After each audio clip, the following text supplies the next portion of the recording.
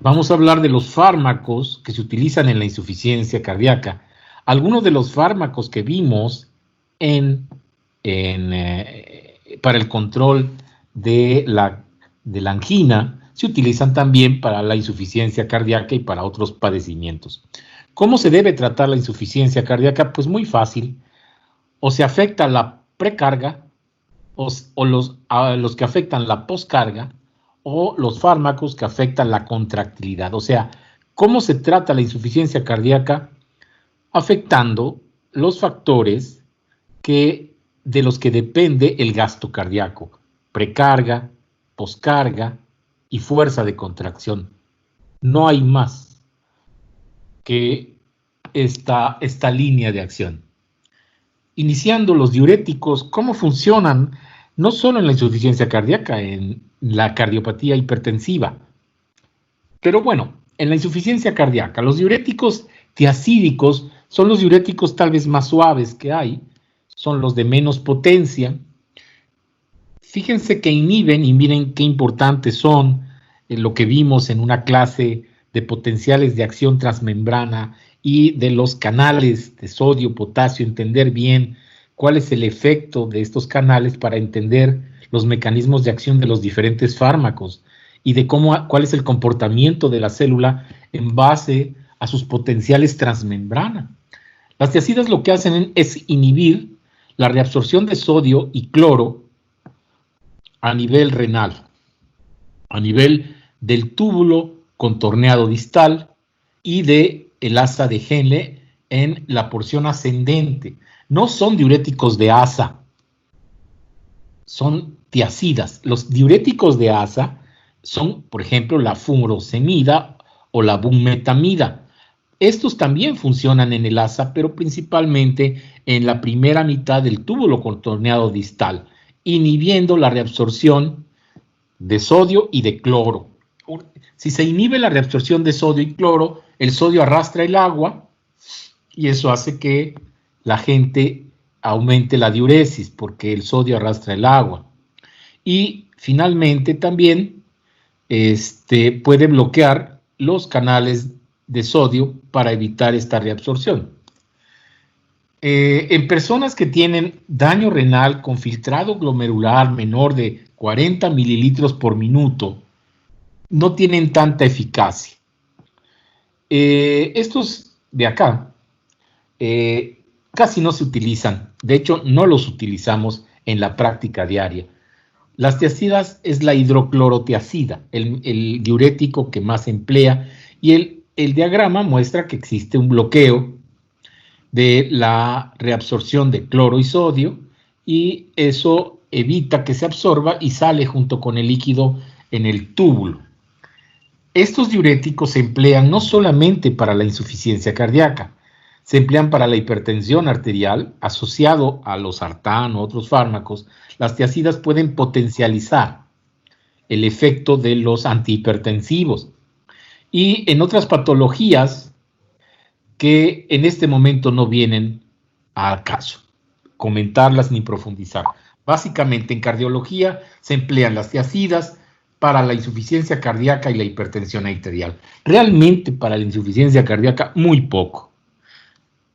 Se prefieren más los diuréticos de asa, que son más potentes, que las tiazidas para el tratamiento de la insuficiencia cardíaca, porque son diuréticos muy suaves. Estos diuréticos de asa, que son los que les comento, funcionan a nivel de la rama ascendente del asa de Henle. Inhiben la reabsorción de sodio, potasio y cloro. O sea, también pueden producir pérdida de potasio. Por eso es que dan calambres en la porción ascendente del asa de Henle. Bloquean el sistema de contrasporte en la membrana luminal, en la luz, y el efecto final es que disminuyen la osmolaridad en el intersticio, porque la osmolaridad está dada por el sodio. Si se acuerdan la fórmula de osmolaridad, es sodio por 2 más glucosa sobre 2.8, sobre urea sobre 2.8, el otro es 18. Bueno, eso es osmolaridad. La tonicidad, el tono intersticial, se saca multiplicando sodio por 2. El sodio normal es de 135. Por 2 serían 270 de miliosmoles de tonicidad normalmente intersticial. Al disminuir, al sacar el sodio, pues disminuye la osmolaridad del intersticio medular. Finalmente, los diuréticos de asa para fines prácticos, para que lo recuerden. ¿Qué es lo que hace el diurético de asa? Bloquea la bomba de cloro a nivel tubular. Y al bloquear la bomba de cloro, el cloro, que está aquí representada como 2 átomos de cloro, arrastra al sodio y al potasio. Son los diuréticos más potentes. Se pueden administrar por vía intravenosa o por vía oral, y sí, son los que se emplean en el tratamiento de insuficiencia cardíaca. Además de producir diuresis, pues producen vasodilatación venosa, por lo tanto, disminuyen la precarga y lo más importante, entiendan esto, por favor. ¿Qué efecto tiene un diurético de asa para mejorar la insuficiencia cardíaca? ¿Sobre qué actúa? ¿Sobre precarga? ¿Sobre contractilidad? ¿O sobre poscarga? ¿A dónde actúan los diuréticos para mejorar la insuficiencia cardíaca? Precarga. Poscarga. Precarga. Sí. A ver, vamos a entendernos. ¿Qué pasa en la insuficiencia cardíaca? El corazón no empuja sangre suficiente. El riñón cree que no le llega agua porque no hay líquido en el cuerpo, sino que el corazón es el que no bombea la sangre con fuerza. Eso confunde al riñón porque le llega poca sangre. Eso echa a andar el sistema renina-angiotensina-aldosterona y eso hace que retenga líquido, sodio. Y yo le tengo que decir al riñón, no. Necesito que orines, porque estás reteniendo agua, te estás equivocando. Y estás reteniendo agua y el paciente se hincha. Entonces, el diurético de asa le dice, orina, bloqueando la bomba de cloro, y entonces disminuye el volumen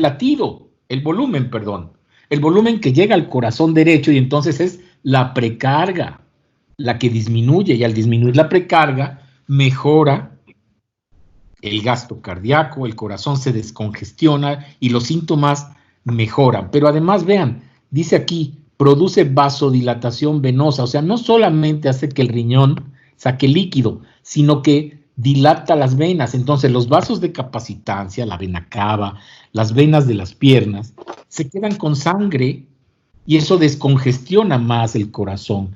No nada más por pérdida de volumen de sangre, sino porque se queda la sangre en las venas y eso afecta la precarga. Entonces, los diuréticos mejoran el gasto cardíaco, disminuyendo la precarga. Son útiles en todas las formas de insuficiencia cardíaca. Son útiles en personas que tienen edema agudo pulmonar. El edema agudo pulmonar, pues es una forma de insuficiencia cardíaca izquierda. También afectan o mejoran la presión arterial cuando se asocia el diurético a otros fármacos, inhibidores de la ECA, inhibidores de los receptores AT1, y puede utilizarse pues para la ascitis en pacientes, por ejemplo, pacientes con problemas de proteínas. No se utilizan mucho en los pacientes con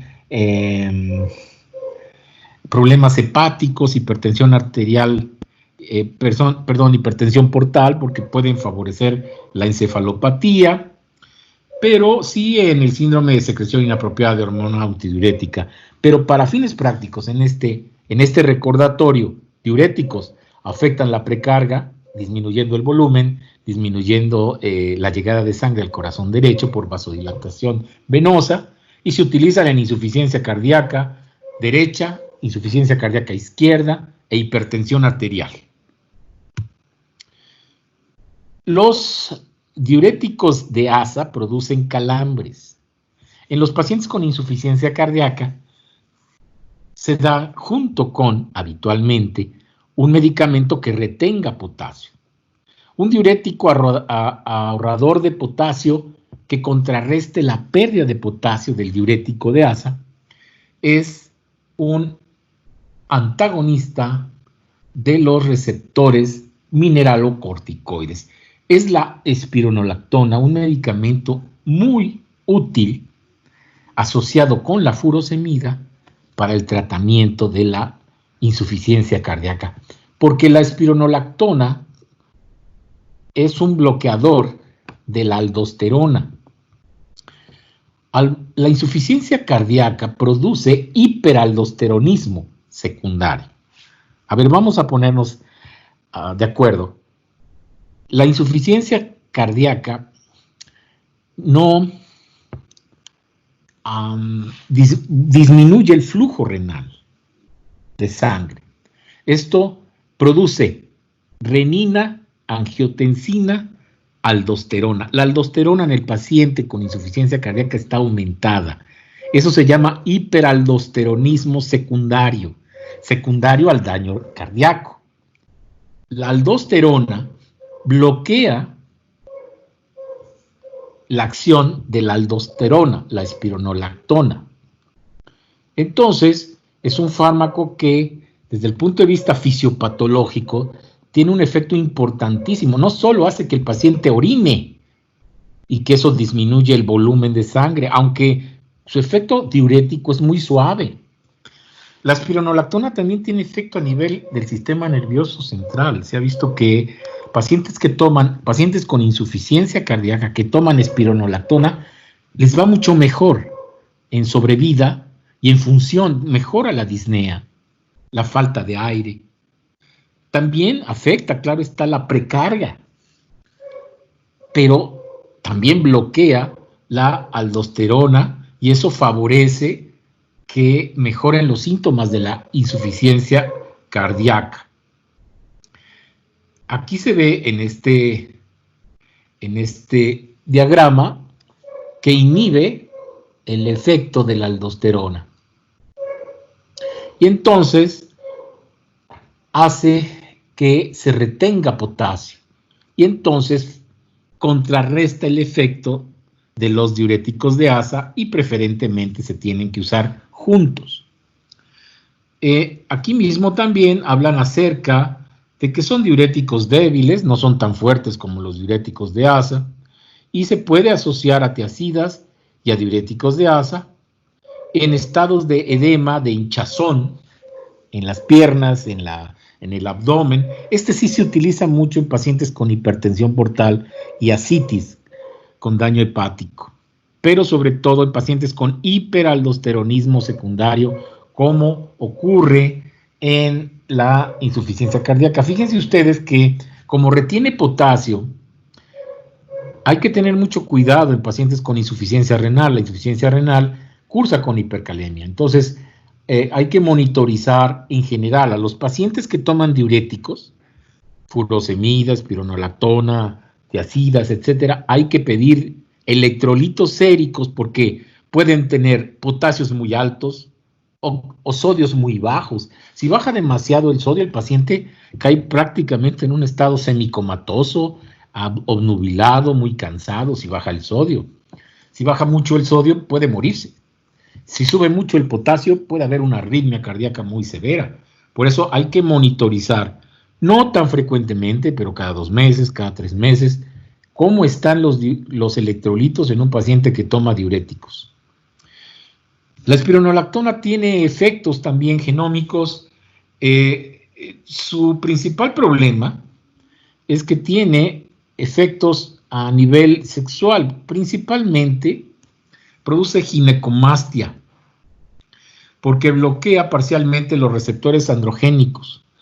Entonces, sí tiene un efecto precioso en la insuficiencia cardíaca, pero hay que estar muy pendiente de sus efectos secundarios. Está indicado tanto en la disfunción sistólica como en la disfunción diastólica, y sí disminuye la mortalidad por el efecto que les decía, que bloquea la aldosterona. Finalmente, el eje sistema renina, angiotensina, aldosterona se modifica con el uso de este fármaco. La espleronona es lo mismo que la espironolactona. Es algo que yo pensé que iba a resolver la situación de la ginecomastia, o sea, les crecen los pechos a estos pacientes.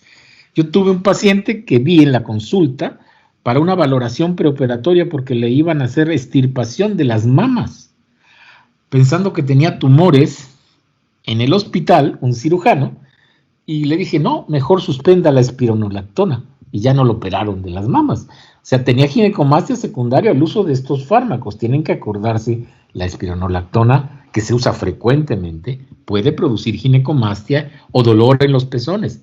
Entonces hay que estar pendiente. Hay pacientes en que no les produce nada de esto. Puede uno cambiar a espleronona, pero el problema es que la espleronona es más cara.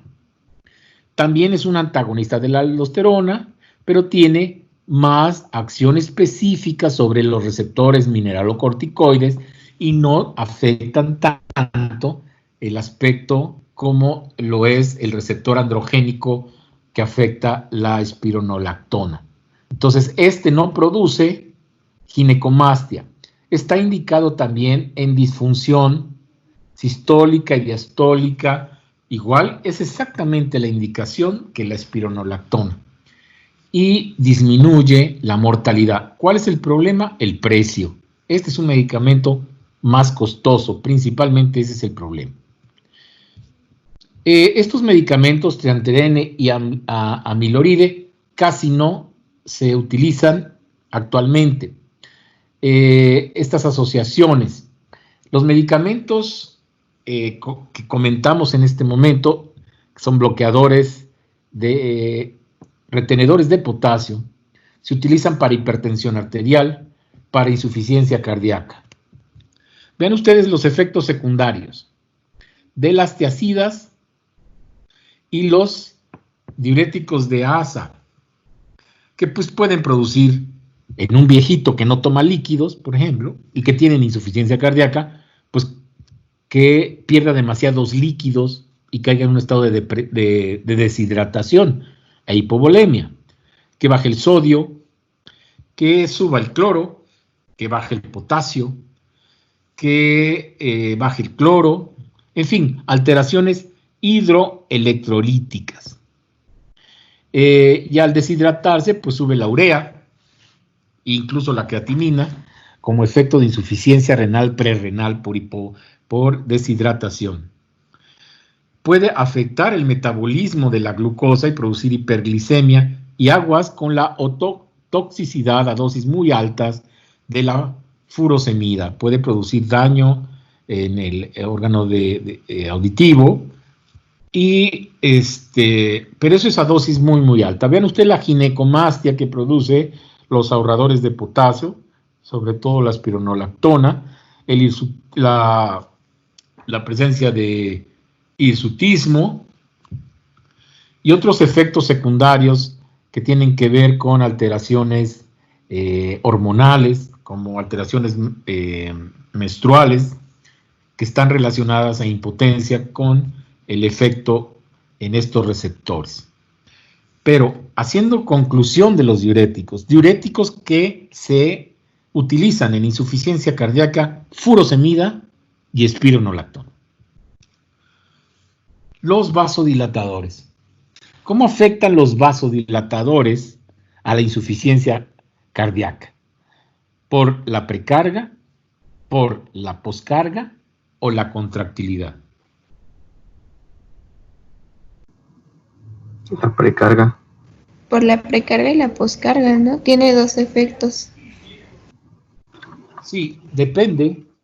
Si el paciente, si el medicamento es venodilatador, preferentemente venodilatador, o sea que se dilatan las venas, pues es la precarga. Pero si es arteriodilatador, pues la poscarga. Y si es veno y arteriodilatador, Pues las dos, precarga y poscarga. Vean ustedes entonces cómo los vasodilatadores pueden disminuir una, otra o las dos y se utilizan para la insuficiencia cardíaca congestiva, pero también se utilizan para la hipertensión arterial. Claro que para la disección aórtica ni se diga. Habitualmente la disección de la aorta es en pacientes con hipertensión arterial de mucho tiempo de evolución, que se rompe la capa, la íntima, y la sangre se mete entre la muscular y la íntima y produce disección. Hay que controlarle la presión a esos pacientes y se utilizan los vasodilatadores. Hay varios tipos de vasodilatadores. Vasodilatadores de acción central, los que se usan, la alfametildopa es un vasodilatador que se emplea actualmente, yo creo que exclusivamente en mujeres embarazadas con preeclampsia. Todavía tiene una indicación ahí, aunque cada día menos, por los efectos secundarios que tiene y porque es un medicamento de poca respuesta, no es tan potente. Y se transforma en el sistema nervioso en A-metilnoradrenalina y estimula los receptores alfa-2 adrenérgicos de los centros vasomotores, y eso disminuye liberación de noradrenalina y eso produce que se atenúen las señales de vasoconstricción simpáticas del sistema nervioso periférico. O sea, finalmente la alfametildopa es un vasodilatador con efecto a nivel central porque disminuye la producción o la liberación de norepinefrina. Y por el otro lado, este medicamento lo utilizan mucho en Estados Unidos en forma de un parche transdérmico con liberación prolongada y en pacientes con hipertensión y con insuficiencia cardíaca. Disminuye la liberación también de norepinefrina, por más o menos algo parecido a la alfametildopa a nivel central, y eso produce que las señales a nivel periférico disminuyan del sistema nervioso y entonces se produce vasodilatación. La clonidina, entonces, es un vasodilatador que disminuye a nivel arterial, o sea, afecta principalmente la poscarga más que la precarga. Entonces, la sangre, al bajar la presión arterial, el corazón puede expulsar con más facilidad la sangre. La hidralacina. ¿Cuál es el problema de la hidralacina? Es un excelente vasodilatador, pero tiene tolerancia. O sea, es como el alcohol o es como el café. Poco a poco deja de hacer efecto, entonces hay que aumentar el efecto de este medicamento a largo plazo. Se utiliza también en preeclampsia. La hidralacina es un potente vasodilatador arterial, no venoso, y tiene un efecto directo sobre el músculo liso, o sea, no es su efecto a nivel central, sino a nivel periférico, directamente en los vasos, en la pared, en el músculo liso, y se utiliza, antes se utilizaba mucho en urgencias, ahora ya no tanto, se utiliza más por vía oral, para tratamientos prolongados, pero el inconveniente es que poco a poco tiene tolerancia. Y otro inconveniente de la hidralacina son los efectos secundarios. Tiene mucho dolor de cabeza, mareo al cambiar de postura, y eso hace que se utilice cada día más tabletas, y eso hace que la gente no cumpla el apego terapéutico es que sea fácil de tomar un fármaco. Entre más número de pastillas tiene que tomar un paciente, pues menos se va a adherir al cumplimiento del tratamiento. Se ha visto que la hidralacina asociada al dinitrato de isosorbida, que si se acuerdan ustedes era un antiaginoso vasodilatador venoso principalmente, mejora la supervivencia en insuficiencia cardíaca sistólica, en pacientes con insuficiencia cardíaca. O sea, se utilizó mucho la hidralacina con isosorbida en los pacientes con insuficiencia cardíaca.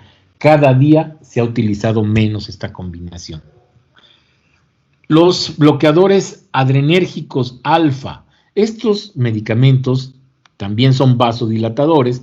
Su mecanismo de acción es que bloquean los receptores alfa, entonces predominan los beta, y esto produce vasodilatación. También se utiliza en hipertrofia prostática. Hay muchos medicamentos que se utilizan actualmente para disminuir el volumen de la próstata. Pero muy bien, en insuficiencia cardíaca, al ser vasodilatadores, nuevamente les digo, mejora la poscarga. Y la prazosina es el medicamento de este tipo que puede ayudarnos mucho. A mí me sirve cuando ya no hay de otra. O sea, pacientes que les he dado varios tipos de fármacos antihipertensivos, calcio antagonista, junto con un diurético, junto con un calcio antagonista, y no le baja la presión, y es una hipertensión de difícil control. Inicio tratamiento con prazosina 1 miligramo 3 veces al día, pero aguas, porque este fármaco tiene efecto de primera vez. Se llama prazosina y se tiene que tomar la primera vez ya que el paciente está acostado y no debe pararse en toda la noche, porque puede tener hipotensión ortostática severa y síncope, o sea, se puede desmayar. Después de la primera vez ya no tiene problemas, pero sí puede producir mareo. Este que se llama urapamidilo realmente no se emplea ni hay en las farmacias actualmente. Esto es lo que, vuelvo a insistirles, prazosina, dosis de primera vez, cuidado, pero es una excelente alternativa.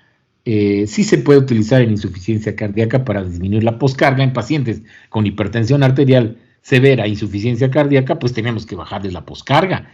Y si con los medicamentos habituales no se puede, pues se puede agregar porque imagínense, si yo le agrego a un paciente con insuficiencia cardíaca un calcio antagonista, pues disminuyo más la fuerza de contracción del corazón. Si la insuficiencia cardíaca es sistólica, pues lo puedo meter a más insuficiencia cardíaca. De ahí que la hipertensión en estos casos, en lugar de un calcio antagonista, pues se utiliza un bloqueador alfa. Acuérdense, estamos hablando de que en la insuficiencia cardíaca utilizamos diuréticos y vasodilatadores. Vamos ahí. Y que hay varios tipos de vasodilatadores. También en la insuficiencia cardíaca utilizamos a los inhibidores de la enzima convertidora de angiotensina, los cuales actualmente se están poniendo muy de moda porque el COVID-19 utiliza los mismos receptores que utiliza los inhibidores de la ECA para ingresar a las células e infectarlas a nivel de los neumocitos tipo 1, a nivel pulmonar. Entonces, estos inhibidores de la enzima convertidora lo que hacen es que inhiben la sinasa 2, esto aumenta el nivel de sinasas y prostaglandinas, esto aumenta la vasodilatación, pero el problema de afectar las sinasas y las prostaglandinas es que pueden producir tos, y esto de la tos es el efecto secundario de este tipo de fármacos que tienen muchas cosas buenas, muchos efectos apropiados para el corazón, pero su uso puede estar limitado por la presencia de tos. Los inhibidores de la enzima convertidora, al bloquear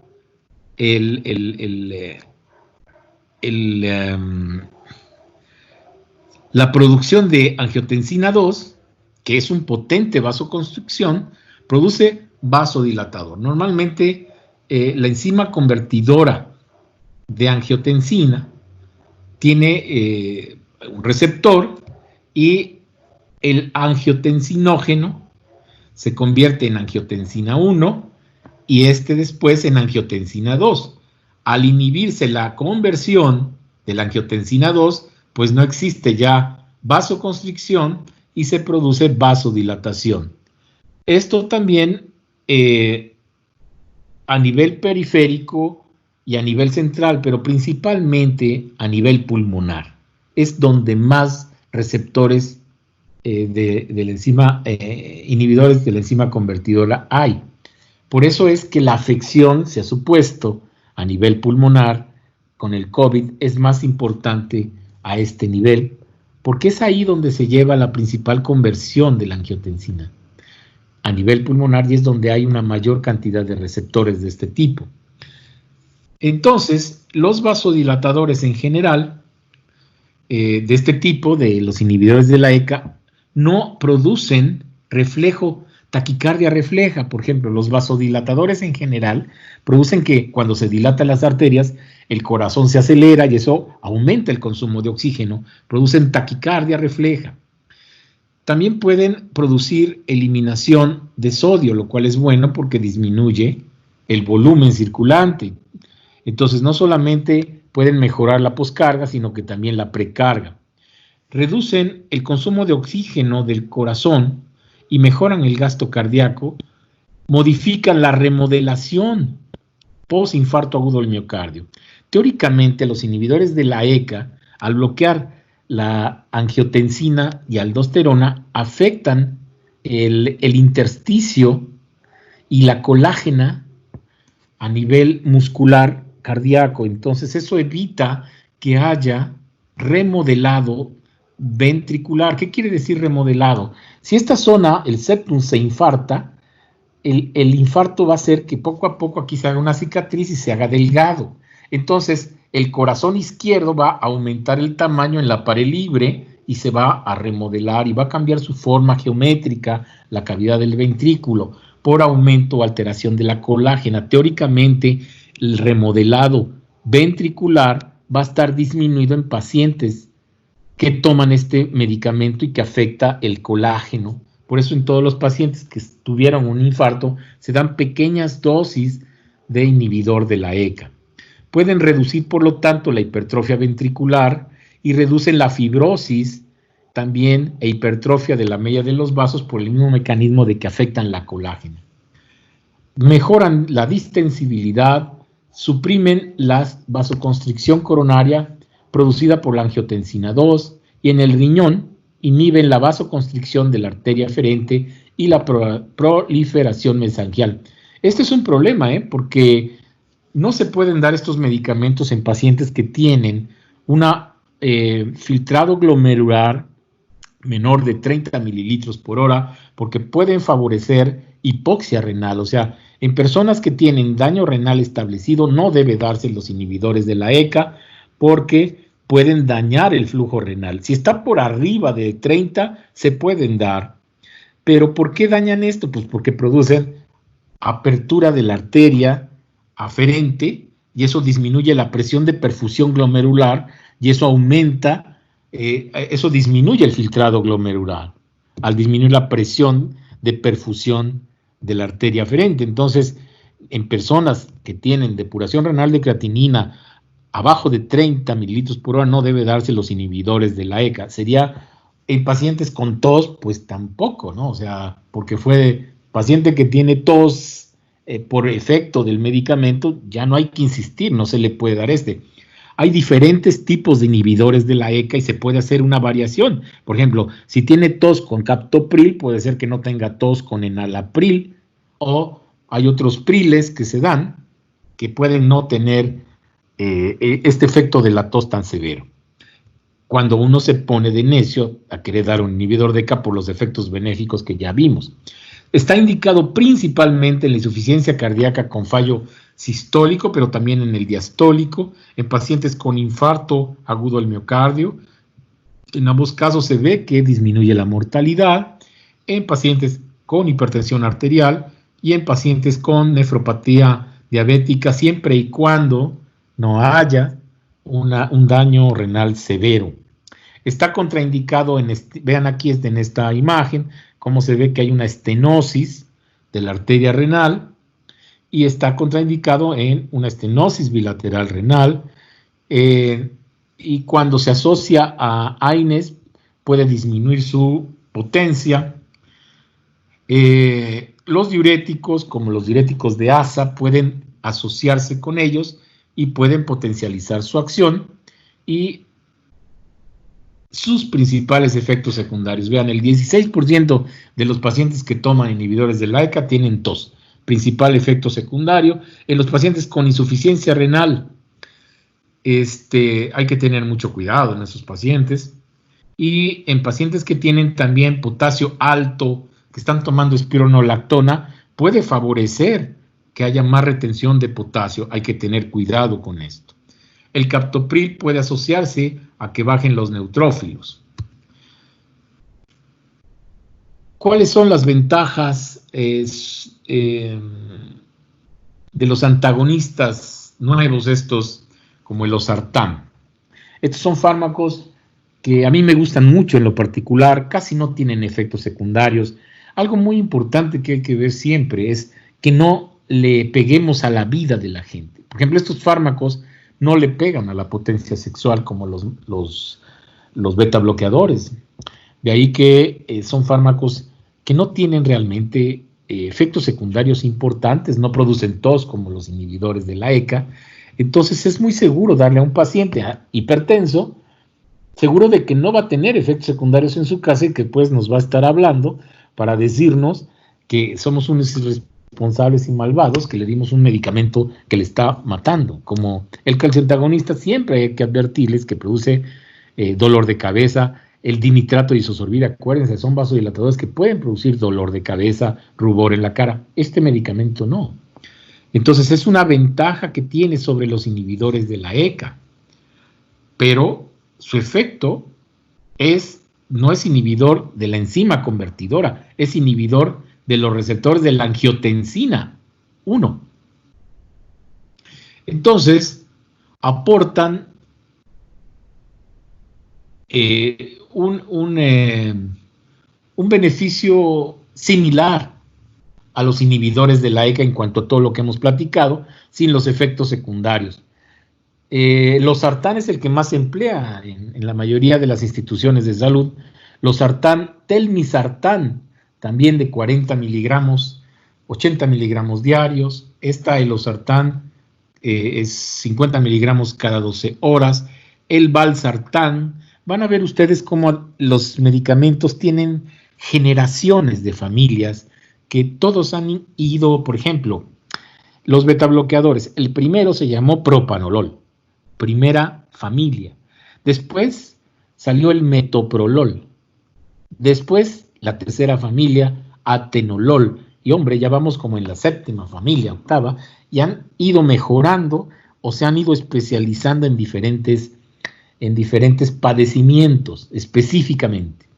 Entonces, el primero pues fue el captopril, después fue el enalapril y actualmente después el acupril, lisinopril, y así es lo mismo con el losartán, el telmisartán y ibersartán actualmente. El ibersartán a mí me parece un maravilloso inhibidor de la angiotensina 1. Estos fármacos vasodilatadores pueden asociarse para el tratamiento de la hipertensión en insuficiencia cardíaca, para disminuir la poscarga principalmente. Y actúan sobre el sistema renina-angiotensina-aldosterona que está alterado en la fisiopatología de la insuficiencia cardíaca. El alisquirén, que yo creía que iba a ser una maravilla porque con bombo y platillo fue un inhibidor directo de la renina. No aldosterona, ni la angiotensina, sino el primero, renina, angiotensina, aldosterona. Los fármacos han ido progresando y han ido bloqueando diferentes partes. El arisquirem, bloqueaba la renina y entonces, pues bloqueaba el origen, pero no funcionó. No funcionó y está actualmente por sus efectos secundarios, se retiró del mercado. Los betabloqueadores en la insuficiencia cardíaca. Parece mentira que en la insuficiencia cardíaca un medicamento que disminuye la fuerza de contracción pueda ser utilizado en la insuficiencia cardíaca. Pero lo que pasa es que, como nos van a explicar en la semana que entra, la insuficiencia cardíaca despierta mecanismos compensadores derivados del sistema nervioso autónomo que tratan de ayudar al corazón, pero al final se convierten en los principales enemigos del corazón y los betabloqueadores pueden modular esta hiperrespuesta del sistema nervioso autónomo. Entonces, parece ser que si damos dosis progresivas, miren, hay que ser muy cuidadosos, se deben utilizar dosis crecientes en forma lenta en pacientes estables, no en pacientes inestables. O sea, yo puedo tener insuficiencia cardíaca compensada. ¿Qué quiere decir esto?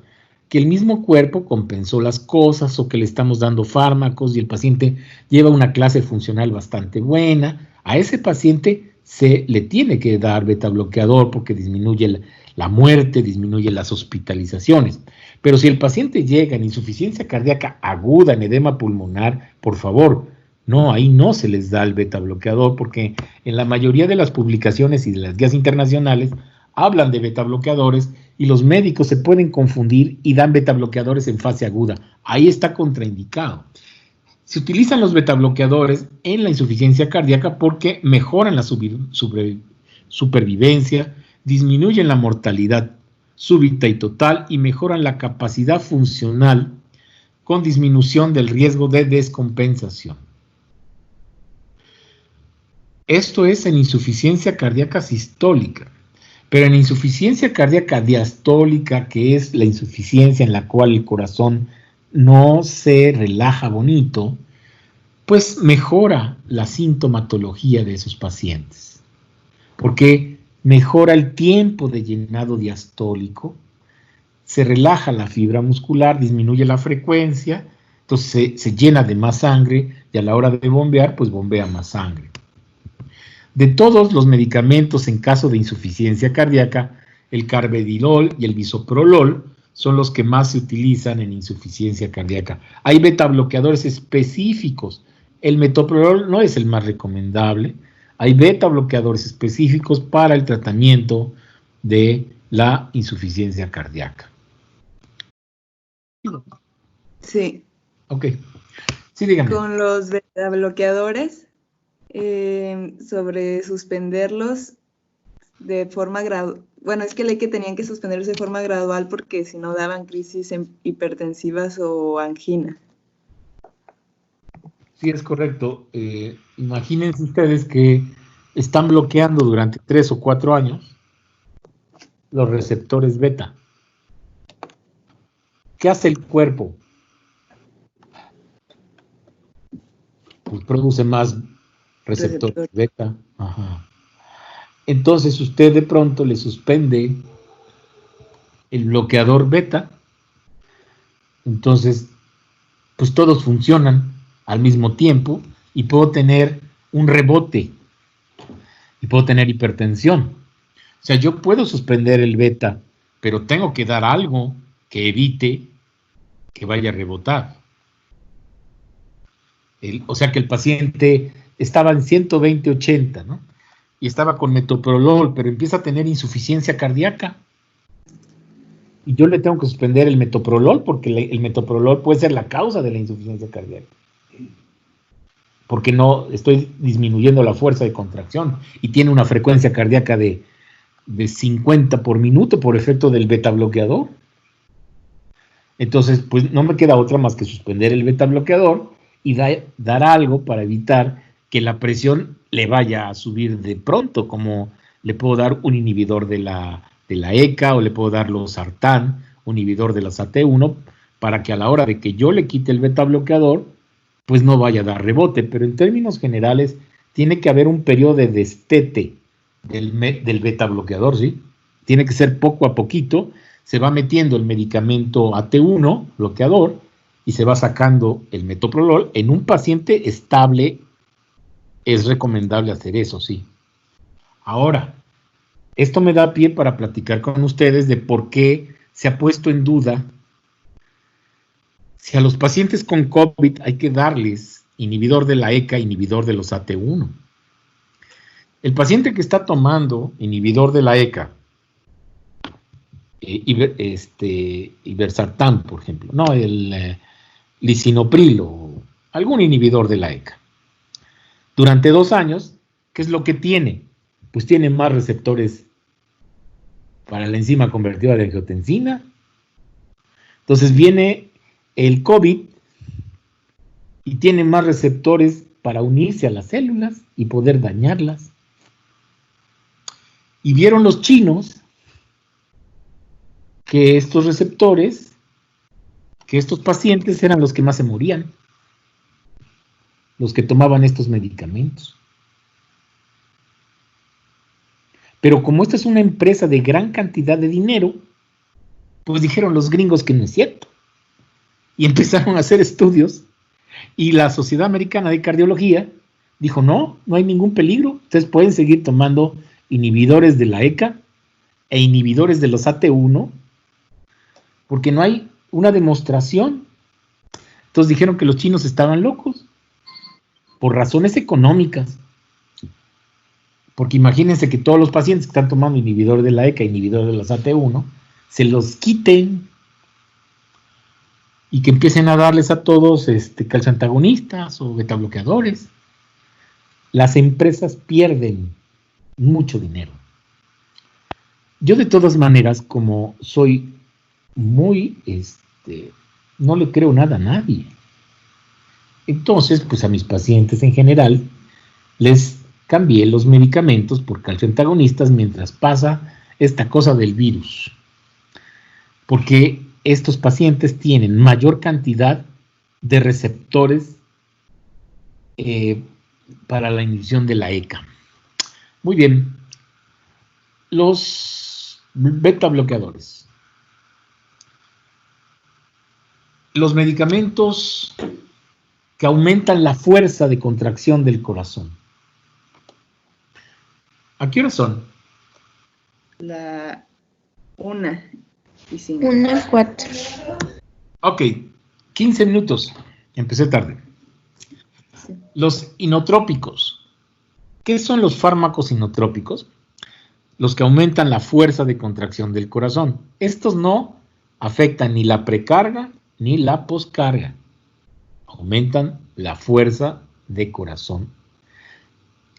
Les comenté cuando vimos fisiología de la contracción que la única manera de aumentar la fuerza de contracción es aumentando la interacción entre las proteínas contráctiles, actina y miosina, aumentando el pool de calcio intracelular, lo cual aumenta la fuerza de contracción de la fibra y del sarcómero, se acorta más.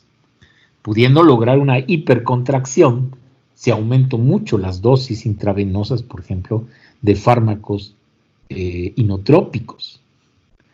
Entonces, en general, este es el mecanismo de acción de todos los medicamentos que aumentan la fuerza de contracción, aunque hay como el Lesibandan, es un excelente medicamento reciente que tiene efectos muy interesantes que vamos a platicar.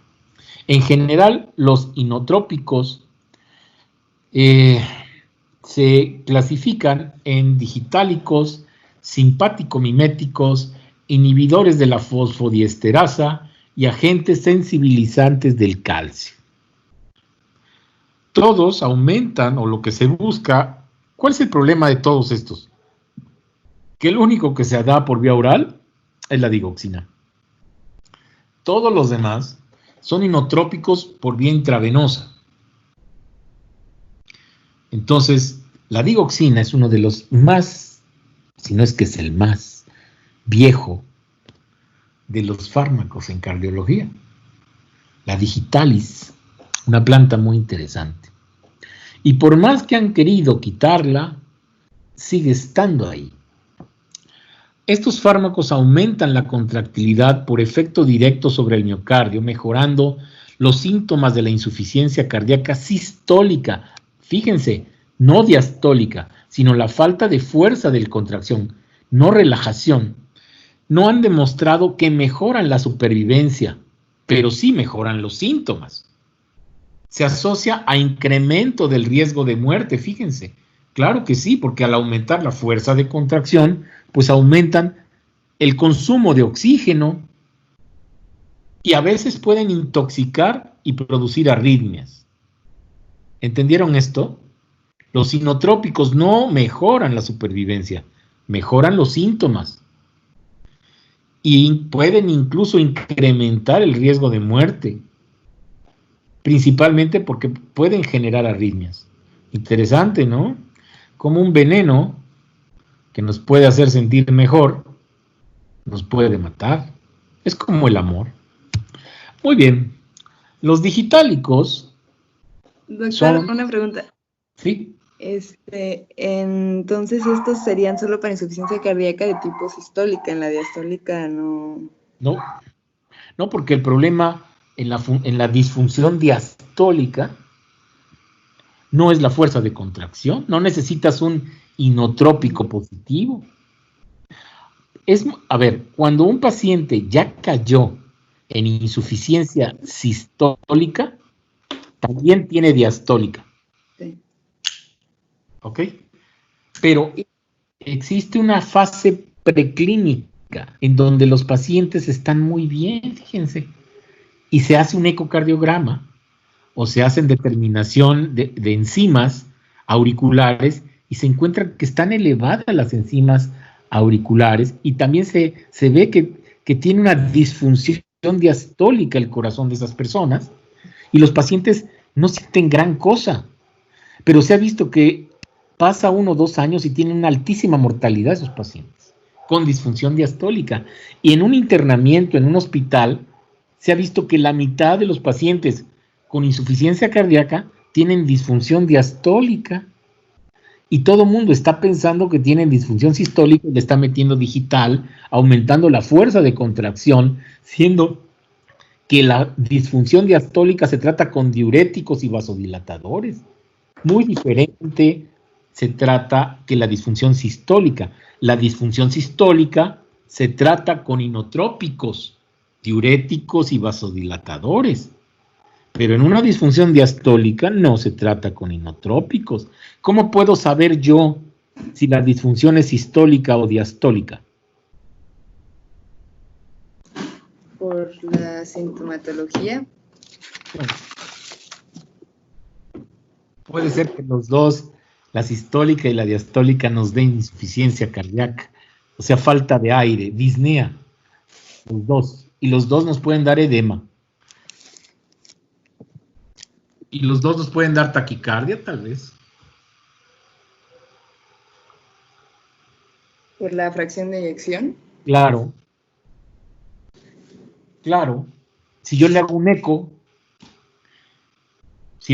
puedo saber si es sistólica o es diastólica, incluso si preclínicamente, o sea, el paciente está bien, y yo le hago un eco, y hay parámetros de insuficiencia diastólica, pues le empiezo a dar un diurético, le empiezo a dar espironolactona, algo que mejore la disfunción diastólica. Claro, el ecocardiograma es el que nos va a determinar si yo tengo necesidad de utilizar un inotrópico. Ok. Entonces, estos medicamentos inotrópicos, el más importante y el más bonito para mí, porque es el único que se da a nivel de la consulta externa crónicamente, no en una terapia intensiva, es la digoxina, aunque también hay digoxina por vía intravenosa. La digoxina inhibe la bomba de sodio-potasio ATPasa del sarcolema. Miren, al inhibir esta bomba, que ya hemos platicado de ella, detenidamente, por cierto, aumentamos la concentración de sodio intracelular al inhibir la bomba, porque la bomba lo que hace es sacar sodio y meter potasio.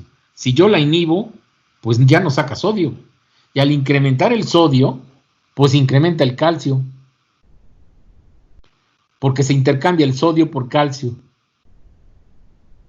Y al aumentar el calcio, provoca aumento del calcio en el citosol, y esto aumenta la interacción de actina y miosina, y esto aumenta la fuerza de contracción del sarcómero, que incrementa el gasto cardíaco y disminuye la presión intraventricular. Pero bueno, incrementa el gasto cardíaco al aumentar la fuerza de contracción. Pero además tiene un efecto leve del tono adrenérgico, lo disminuye, y tiene algún efecto también sobre el sistema renina-angiotensina-aldosterona, que puede ser secundario. Al aumentar la fuerza de contracción, al aumentar la perfusión renal, pues disminuye la activación de renina-angiotensina-aldosterona. La digoxina puede producir, comentaba yo, un aumento del tono del vago, también, en el nodo sinusal. Entonces, y en el nodo AB, puede bloquear el nodo por aumento del tono vagal y producir bradicardia. O sea, me acuerdo del doctor García Peinberg en la Facultad de Medicina, que Decía regula, refuerza y no sé qué más. Tenía 3 R's. Regula, refuerza y retarda la conducción. O sea, regula, refuerza y retarda la conducción. Disminución en la conducción a través del nodo aurículo-ventricular. O sea, lo puede bloquear. Y disminuye la frecuencia cardíaca de ambos. Entonces, produce bradicardia. En un paciente que tiene fibrilación auricular o taquicardia refleja en insuficiencia cardíaca, es muy benéfico tratar de bajarle la frecuencia cardíaca. Al bajarle la frecuencia cardíaca, el tiempo de llenado diastólico mejora y mejora el volumen latido y el gasto cardíaco. Entonces, la digoxina puede, como es un medicamento de depósito, es un medicamento que se absorbe rápidamente, se une poco a las proteínas, atraviesa la barrera hematocefálica, pero se acumula en el músculo esquelético y en el hígado. Por eso tiene una vida media muy grande. Entonces, yo puedo tomar muestras de sangre y ver cuáles son mis niveles de digoxina. Esto se hace poco, se hace realmente cuando el paciente ya está intoxicado en un hospital y se ve si la bradicardia tan importante que tiene es porque está muy elevado las cifras de niveles terapéuticos de digoxina. Entonces, si yo tengo dosis tóxicas porque se fue acumulando y no le dejé días sin digoxina, porque así se da la digoxina se tiene que dar de lunes a viernes y sábado y domingo, no, para que el cuerpo se limpie y no se intoxique. Si no lo hago, o se asocia esto a beta bloqueador, lo cual no debe ser. Imagínense que la digoxina produce bradicardia y el beta bloqueador también y el verapamilo también, y hay personas que les dan todo, pues el paciente puede llegar con bradicardia y arritmias, y dosis tóxicas, pues puede aparecer arritmias. Cuando hay intoxicación por arritmias, intoxicación digitálica se ve, porque hay bradicardias, porque hay arritmias, bradiarritmias, y porque hay extrasístoles ventriculares, incluso puede haber taquicardias ventriculares.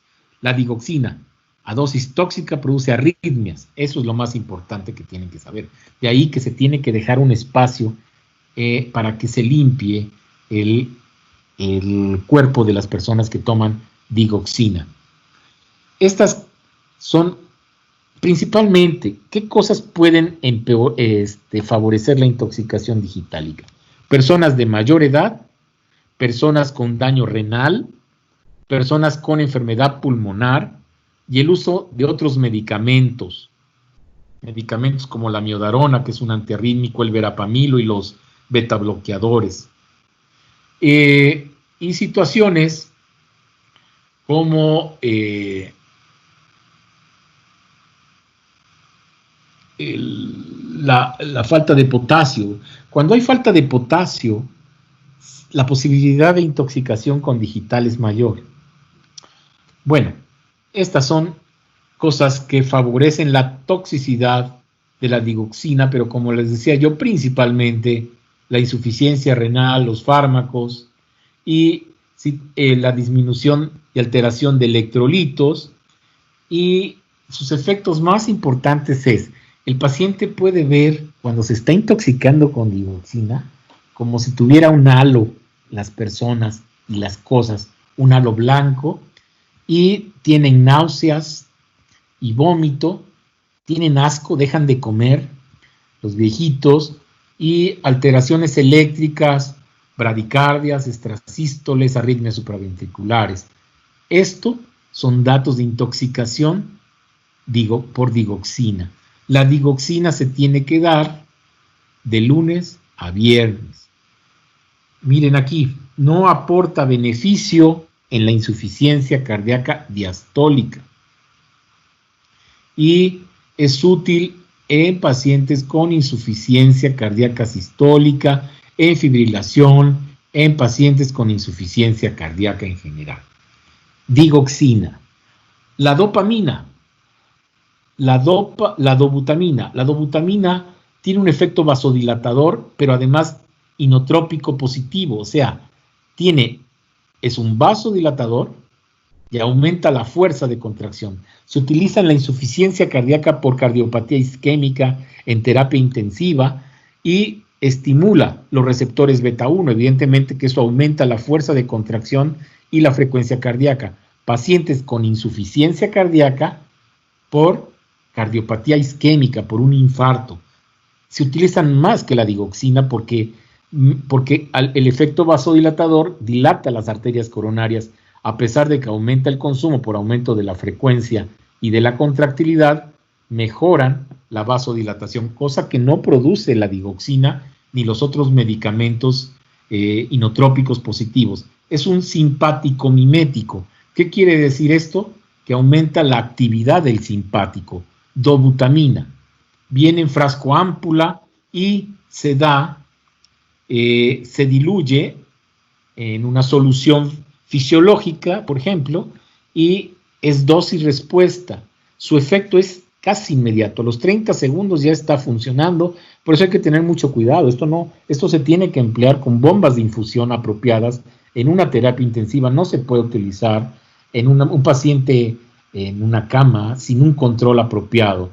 Bomba de infusión diluido en solución y es a dosis respuesta, teniendo en cuenta que puede producir aumento de la frecuencia cardíaca. Entonces, uno se basa mucho en la frecuencia cardíaca para ver la dosis. El isoproterenol no se utiliza con mucha frecuencia, se utiliza frecuentemente en pacientes posoperados de corazón. El efecto es beta puro, o sea, estimula a los beta 1 del corazón y a los beta 2 de los vasos. Entonces tiene efecto vasodilatador y aumento de la fuerza de contracción, pero incrementa mucho la frecuencia cardíaca y no mejora la perfusión coronaria. Entonces no se utiliza con frecuencia, es de uso muy, muy cuidadoso. La adrenalina y norepinefrina aumentan el beta 1, beta 2 y alfa. Fíjense qué interesante. Lástima que no tenemos mucho tiempo para hablar acerca de la adrenalina, pero la adrenalina o epinefrina tiene todos los efectos. Estimula los beta 1, los beta 2 y los alfa. Entonces, ¿qué produce? ¿Y a dónde los alfa y a dónde los beta 2? Pues esto depende del número de receptores del órgano. Por ejemplo, en las arterias coronarias hay más receptores beta 2 que alfa. Por eso la adrenalina inyectada por la vena, a pesar de que en el cuerpo a nivel sistémico aumenta las resistencias periféricas por vasoconstricción, a nivel coronario, como hay más beta 2 que alfa, pues estimula más los beta 2 y produce vasodilatación coronaria. Y a nivel periférico, como hay más alfa que beta, pues produce vasoconstricción y aumenta las resistencias. De todas maneras, por estimulación beta 1, aumenta la contractilidad y la frecuencia cardíaca. La noradrenalina, pues básicamente su efecto es alfa puro. Estimula los vasos y produce vasoconstricción, y se utiliza estos en choque cardiogénico, en asociación. El paciente no se contrae fuerte el corazón, pues tienen que aumentar la entrada de calcio de una manera importante al estimular los receptores beta, y eso aumenta la fuerza de contracción y el paciente aumenta el gasto cardíaco y la fuerza de contracción. La dopamina es un fármaco muy interesante, porque tiene efecto dopa a dosis bajas, efecto beta a dosis media y efecto alfa a dosis altas. Lo que hace también la dopamina es que estimula los receptores que aumentan la entrada de calcio. Evidentemente que la infusión a dosis bajas, medias y altas depende de lo que uno quiere lograr. Si uno quiere lograr que el paciente aumente la diuresis, estos son pacientes críticos que están en terapia intensiva. Si yo lo que quiero es aumentar la diuresis, estimulo los receptores dopaminérgicos del riñón a esta dosis, hasta 2 microgramos por kilo de peso por minuto. Hay fórmulas para poder determinar cómo se administra para llegar a esta dosis. el peso del paciente se necesita. Y saber en una dilución, por ejemplo, en 250 mililitros de solución, con una ámpula de dopamina, yo sé que cada microgota tiene 13.33 gamas o microgramos. Y eso lo divido entre el kilo de peso del paciente y eso lo paso en un minuto. Y entonces ya sé cuál es mi dosis dopa. Y tengo un efecto dopaminérgico que es principalmente a nivel renal y es diurético. A dosis media, que es de 2 a 6 gamas, tengo un efecto inotrópico y cronotrópico positivo, o sea, beta a nivel cardíaco. Y es dosis alfa si supero los 10 gamas. Quiere decir que es un vasoconstricción, como la norepinefrina. O sea, aquí funciona como diurético, aquí como inotrópico puro y aquí como un vasoconstrictor puro en caso de un estado de choque severo. Se administra a nivel de intravenoso en casos de insuficiencia cardíaca o en estados de choque. Los inhibidores de la fosfodiesterasa se utilizan muy poco, y no se utilizan mucho en personas, por ejemplo, posoperadas de corazón, amrinona, minrinone, en casos de choque cardiogénico, en las unidades de cuidados intensivos, tampoco mejoran el pronóstico y inhiben la fosfodiesterasa 3, lo cual hace que se bloquea el AMP cíclico, lo cual aumenta por esta vía el calcio intracelular. Y este último, el levosimendan, es el último grito de la moda, es un agente sensibilizador del calcio. Yo tengo mucha fe en este medicamento en un futuro.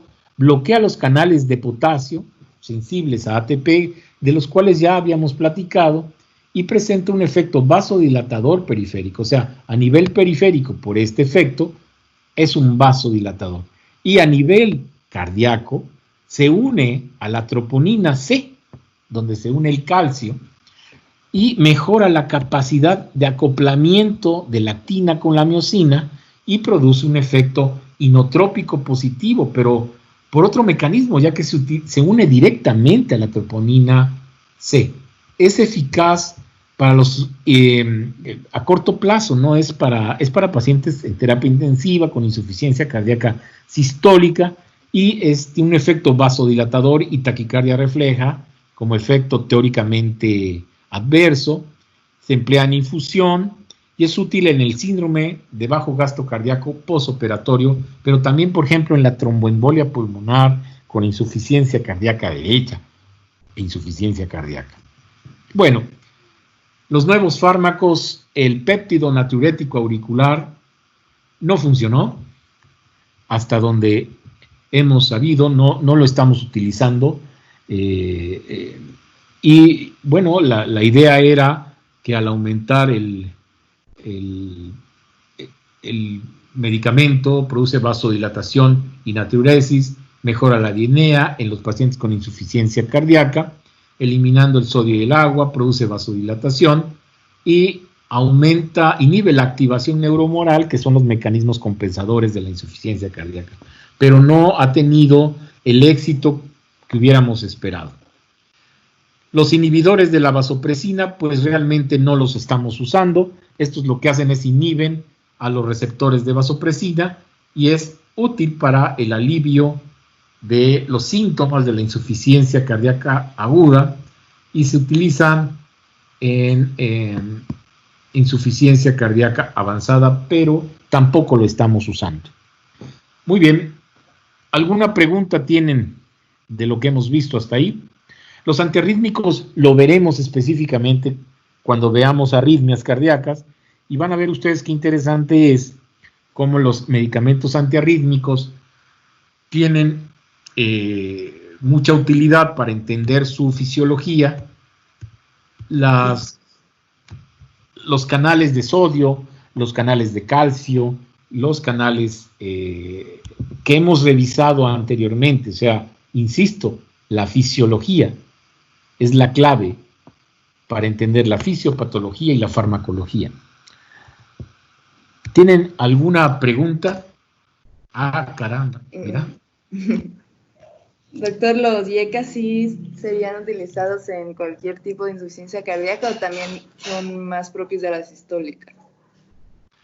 No, los inhibidores de la ACA sí funcionan en las dos, porque tienen efecto también venodilatador, también tienen efecto pero sobre todo tienen efecto también sobre las resistencias vasculares pulmonares. Eso es un hecho, o sea, disminuye la poscarga del riñón, del lecho pulmonar, entonces eso mejora la precarga del ventrículo izquierdo. Además de que mejora el remodelado ventricular, o sea, funciona, contestando a su pregunta para no echarle más rollo, tanto para la disfunción diastólica como para la disfunción sistólica, los inhibidores de la ECA. Ok. Ok. Gracias. No se les olvide hacer ejercicio. Sí, doctor. Bueno, adiós. Hasta luego. Hasta luego. Hasta luego.